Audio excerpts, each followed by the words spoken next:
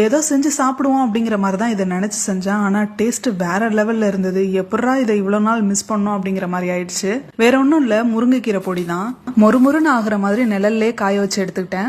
1/4 tumbler கடலைப்பருப்பும் 1/2 tumbler அளவுக்கு உளுந்தையும் பொன்னிறமா நம்ம வறுத்து எடுத்துக்கலாம். இந்த பொடியை நம்ம சாதம், இட்லி கூட எல்லாம் பிசைஞ்சு சாப்பிடலாம். ரொம்ப டேஸ்ட் அட்டகாசமா இருக்கும். 2 ஸ்பூன் சீரகம், 1 ஸ்பூன் மிளகு, அதையும் வறுத்துட்டு இந்த மாதிரி வெடிக்கிற ஸ்டேஜ்ல அப்படியே எடுத்துக்கலாம். அப்புறம் உங்க காரத்துக்கு ஏத்த மாதிரி வரமிளகாயும் நம்ம நல்லா கிறிஸ்பியா வறுத்ததுக்கு அப்புறம் கடாயில கொஞ்சமா எண்ணெய் விட்டு பெருங்காயத்தை பொரிச்சு எடுத்துட்டு ஒரு கைப்பிடி பூண்டை பொன்னிறமா வறுத்து எடுத்துக்கலாம். அதே கடாயில காய வச்சிருக்க முருங்கைக்கீரையும் லேசா வறுத்துக்கலாம்.